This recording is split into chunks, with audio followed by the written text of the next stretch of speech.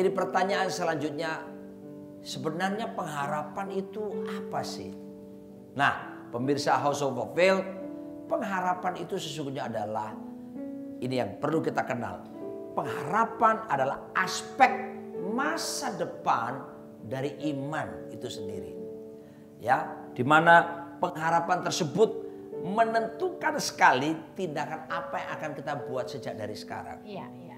Jadi pengharapan terhubung dengan masa depan, pengharapan juga terhubung dengan iman.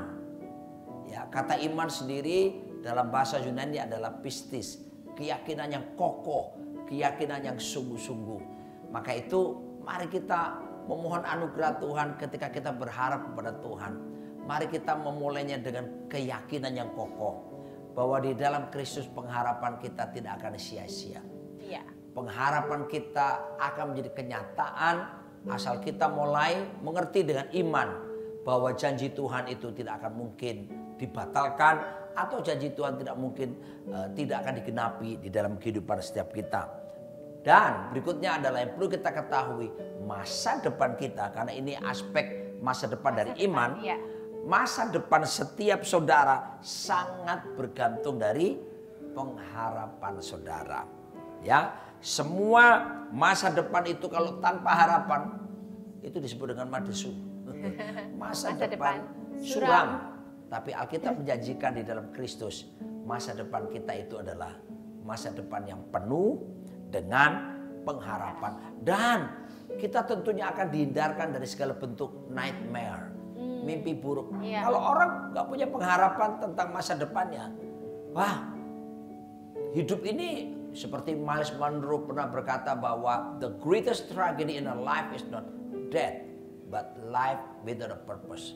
Tragedi terbesar dalam hidup ini adalah hidup tanpa tujuan. Iya. Itu lebih daripada kematian. Nah, seperti kita hidup, kalau kita tidak punya pengharapan akan masa depan dan keyakinan tentang Tuhan pertolongan kita, maka itu seperti mimpi buruk. Hidup kita akan dikuasai dengan ketakutan dan kecemasan dari hari ke hari. Kemudian kita akan sekarang belajar apa kata firman Tuhan tentang pengharapan. Benar. Nah, kita akan lihat yang pertama adalah firman Tuhan itu merupakan janji yang pasti. Sehingga membuat pengharapan kita itu bukan mudah-mudahan, tapi pengharapan kita itu teguh. Firman itu janji. Jadi kita perlu belajar semua pemirsa. Ketika Tuhan berjanji, berarti sesuatu itu bukan masih di awan-awan. Bukan abstrak. Bukan abstrak atau sesuatu yang belum ada. Ketika Tuhan mengucapkan janji. Contoh katakanlah janji-janji. Tuhan berkata, Allahku akan mencukupi segala kebutuhanmu menurut kekayaan dan kemuliaannya. Ya. Contoh janji Tuhan berkata, oleh bilur-bilurnya kamu akan sembuh. Janji itu adalah sesuatu yang sudah ada di tangan Tuhan. Ya. Nah, pengharapan itu membuat kita tuh teguh. Karena janji ini, contoh seperti ini. Saya berharap terhadap janji ini.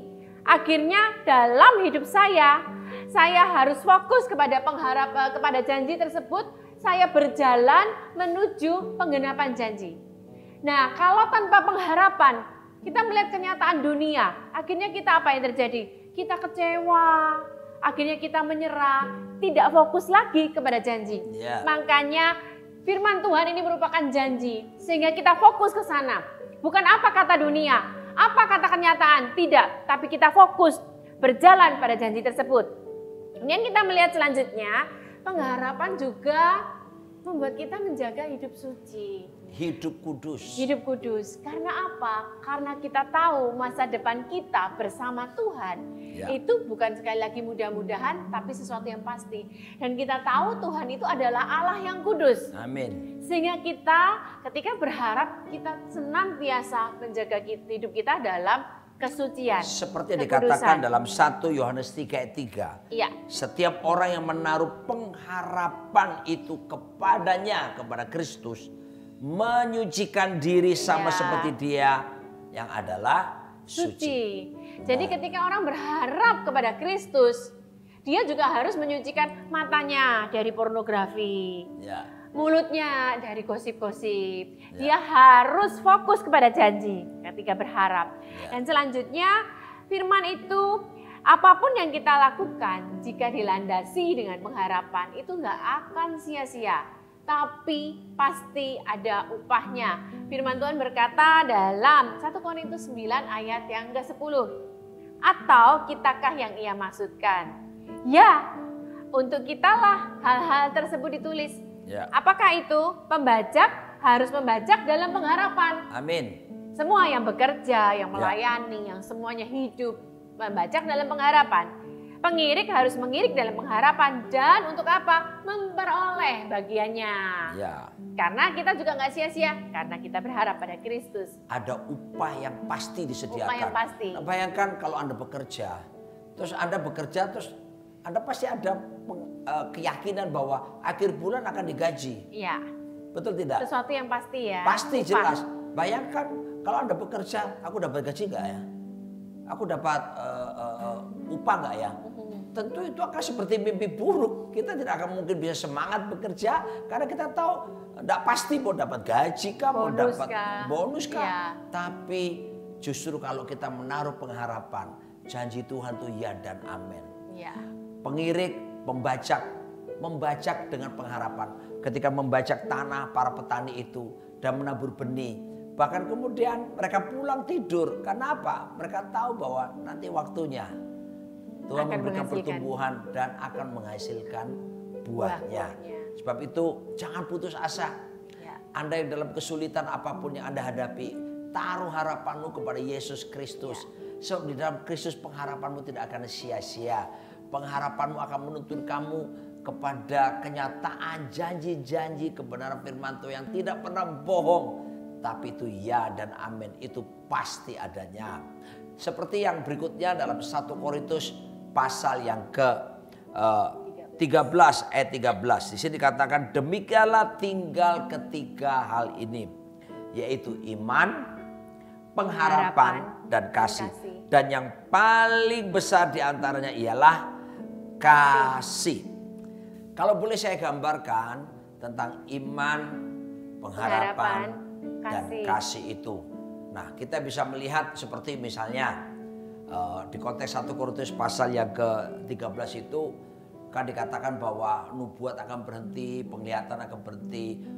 Seperti ada satu kejuaraan misalnya itu ya di sorga. Dan kemudian finalisnya tentunya adalah 3 finalis.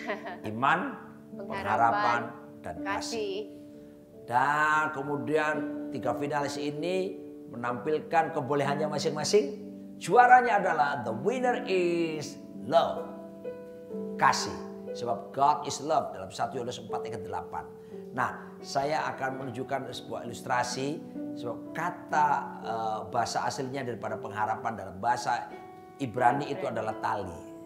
Ya, tali yang menghubungkan kepada siapa? Kepada tujuan-tujuan Tuhan. Sedangkan dalam bahasa Yunaninya adalah elpis.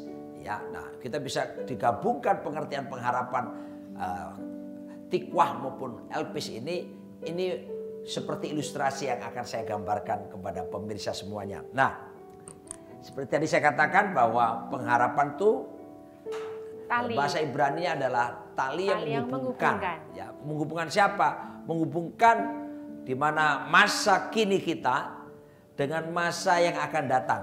Masa kini kita dengan tujuan Tuhan dalam hidup kita. Ingat, Alkitab tadi berkata iman, pengharapan dan kasih. Yang terbesar adalah kasih. Nah, tujuan kita adalah Kristus tentunya. Allah adalah kasih. Dan memulailah perjalanan hidup kita ini adalah dengan iman. Sebab Alkitab berkata bahwa segala yang kita lakukan tanpa iman, maka tidak akan berkenan di hadapan Tuhan. Perjalanan hidup kita, waktu kita bertobat, menerima Yesus, dan kita beriman bukan di dalam Yesus Kristus, maka start from faith, mulailah dari iman. Nah, tujuannya adalah Yesus Kristus. Untuk bisa sampai ke sana, maka kita perlu terhubung dengan tujuan. Harus ada tali yang menghubungkan masa kini dengan masa yang akan datang. Inilah yang disebut dengan pengharapan. Nah, bayangkan kalau orang tidak punya pengharapan, dia tidak akan sampai kepada tujuan yang seharusnya. Dan kita tahu bahwa pengharapan itu sau yang kuat. Sau adalah jangkar. dan jangkar itu telah dilemparkan ke depan kepada Kristus. Nah, sekarang kita hidup dalam iman sekarang hari ke hari. Saya tahu ya, tidak selamanya jalan selalu mulus. Seringkali Tuhan izinkan kita mengalami proses-proses kehidupan yang sulit. Ibarat ini sebuah kapal, maka di laut kadang-kala ada laut yang tenang, tapi ada kalanya gelombang pasang, badai. Waduh, perjalanan hidup kita seringkali begitu. Tuhan izinkan kita punya pergumulan, Tuhan izinkan kita punya sakit penyakit, Tuhan izinkan kita punya kesusahan, ada waktu-waktu tertentu. Tidak selalu yang kita doakan dijawab. Ada hal-hal yang tidak enak kita alami, difitnah, disalah mengerti orang lain dan sebagainya. Wah, seperti ada guncangan yang melanda hidup kita. Tetap pegang teguh pengharapan itu. Walaupun kapal kehidupan kita ya sedang terombang-ambing, tapi perjalanan hidup harus dilanjutkan.